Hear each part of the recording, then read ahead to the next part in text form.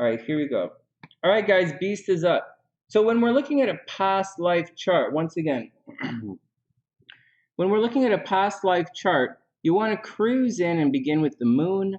And so we're going to look for things of karma first, and then we're going to look at your dharma. So the karma is kind of the past and the things you went through in your previous life, and your dharma is the good stuff you're kind of headed for in the future, right? Your karma past, dharma future. Now, karma is the first, and so karma, we're looking at the moon. The first thing you look for in a past life reading, believe it or not, is the moon. It's because the moon represents your subconscious. It's all the mothering. I forget about the mothering. It can represent how your mother was in a past life, but it's not really what you should be looking at. It's looking at it. The moon represents your subconscious. It's the teachings, it's the lessons, it's who you were in a previous lifetime. I'm going to say that. The moon is your internal state. I know people like to say it's your feelings, but it's really your internal mind, and that's the moon. And so it is who you were in a past lifetime and what you're bringing forward with you. That's very similar to the way we look at the sun in this lifetime. So the moon is like the sun in a previous lifetime. Yes, we'll get to the south node. Yes, we'll get to Saturn, but this is where we're going to begin. And this gentleman, HellBeast's moon, just happens to be in the first house in, of all things, Pisces. So the moon's okay, the moon in Pisces is okay, whatever. In the first house, the moon in the first house, this means that in the previous lifetime, this was someone who was preoccupied with their looks, someone who was preoccupied with their identity. In a previous lifetime, this person might have been really preoccupied with their identity and who they are. They might have wanted to be the center of attention. You know, they might have wanted to be famous, or they wanted to be important. Now, because in the past lifetime, as they bring it into this lifetime, you know, that is ego energy that feeds into the first house of identity. And in this lifetime, they want to make full use of their appearance. Well, and for whatever that means. Now, the moon is always changing. So in the past, and throughout this person's history and string of lives, they've always been oscillating or changing their appearance. They could possibly have a chameleon kind of attitude depending on the environments that they're going into and what they want to accomplish in that environment. Meaning, if they want to create shock value in that environment, they will appear shocking. If they want cohesion in that environment, they will appear more with a more accepting, easily to accept outer appearance. Once again, they can have a bit of a chameleon in their way they look. Moon in the first house, people, these guys in a past life, once again, use their looks to their advantage. They were highly seductive in a past lifetime, and in this lifetime, it's carrying forward where there's an over-reliance on their looks. They can make money on their looks. They have a lot of influence with the opposite. They have a lot of sexual influence based upon their looks, and it fluctuates, and they can make a lot of money on their looks as it moves forward. So once again, these people have a history of relying on their looks. Now, it's a two-edged sword, because in this particular chart, we also have Saturn here, and this is karma as well. Remember, we're looking at karma right now in the past life. Saturn is retrograde, and it's in the first house, once again, of appearance and looks. So Saturn, again, Saturn is 100%, is the planet of karma. The moon is your subconscious, you know, and it's who you were in a previous lifetime. And in this, you know, Saturn's the planet of karma and your past life lessons moving forward. And he's bringing in lessons about his appearance and how his appearance can get him into trouble. And he's damned if he does, damned if he doesn't in terms of his appearance. How he may be a little, because it's Saturn, he might, because it's Saturn, really restrict things about his appearance. Like he might starve himself at times, or he might come across as excessively disciplined or excessively restrictive. excessively focused or excessively self-centered, so to speak, excessively self-disciplined, self-centered, because all this and he might not actually be like that, although in this particular case he is, but he might not always be like that, but this is what he looks like and how he appears. And so, and again, it is lessons that he brought forward with him in his past life. And he has to learn a couple of things. One, for the moon, not to rely so much on his appearance or, whatever, the rapport factor or the shock factor of his appearance.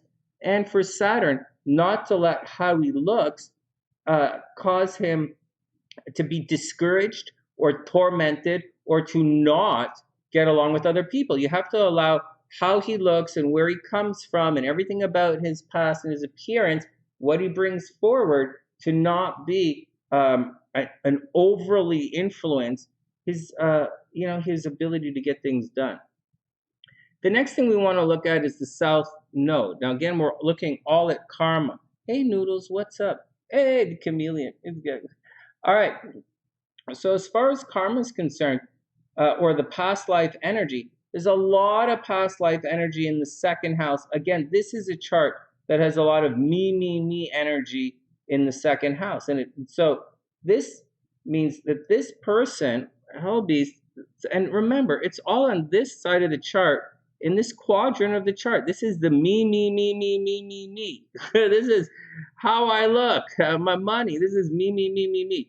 So in the last lifetime, he was obviously self-centered, like obviously in the me in his last lifetime. Now, we didn't look at the Dharma yet and where he's headed, but in the previous lifetime, he was completely self-centered. Now, there might have been a healing component to everything because the moon is in Pisces. Maybe he was a doctor, maybe he's a healer, maybe he was a witch, maybe he took care of others, maybe he was a musician in a previous lifetime.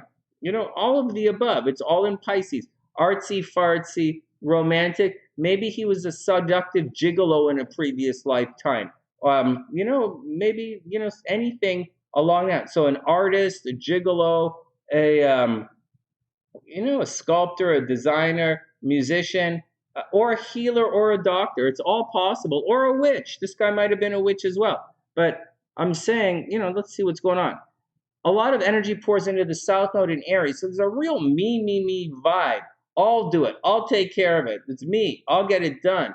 And it's the second house of finances. Now, so in the previous life, he was probably responsible for himself, making his own money, doing his own thing, taking care of himself. There's way too much energy of that.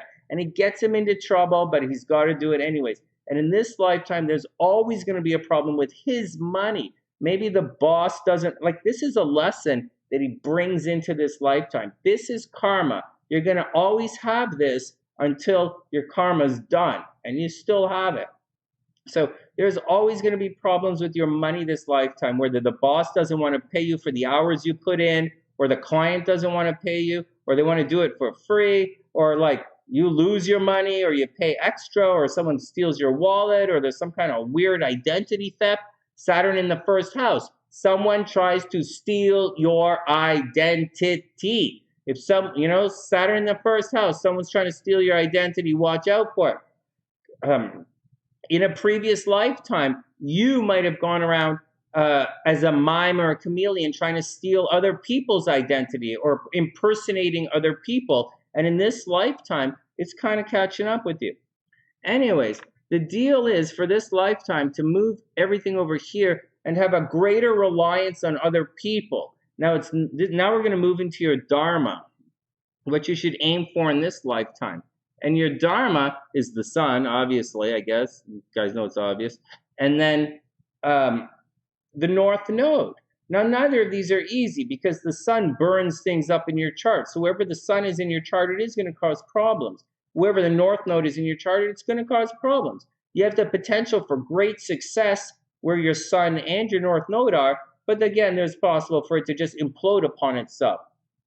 And in this chart, it's saying your Dharma, where you want to go in this lifetime, where you want to be successful, is to absolutely team up with others. And you should make a lot of money investing your money in other people, or paying for other people, or having other people pay for you, or shared resources. There's a possibility that instead of faith and your stuff, taking care of other people's stuff, investigating things for other people, doing some research for other people. In this lifetime, there's a major association with death.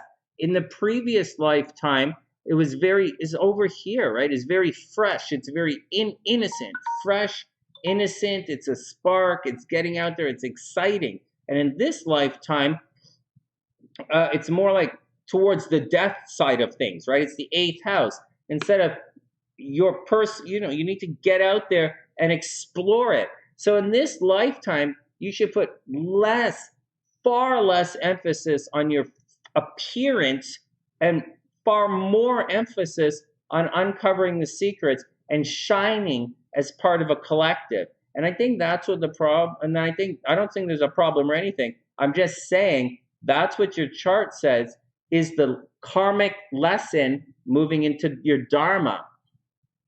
You have an overly strong past life reliance on me, and your appearance, when you should really be pushing it out this way towards we, and how you could succeed as a group. And that's the deal, play it. That's the deal, Beast. That's your past life reading. I hope everything is super cool.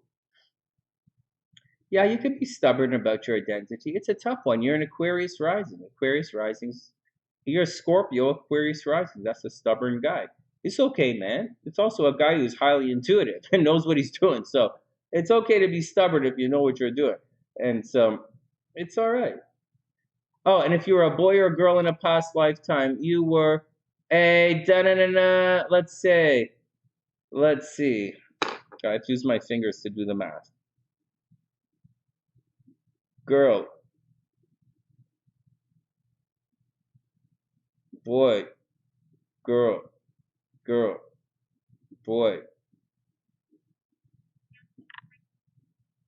girl, boy, girl. Beast, you were a girl in a previous lifetime. Good kill. You were a girl. You were a girl in a previous lifetime, Beast. Good luck. Good luck. That's okay. Me too, man. It's okay. All right, next.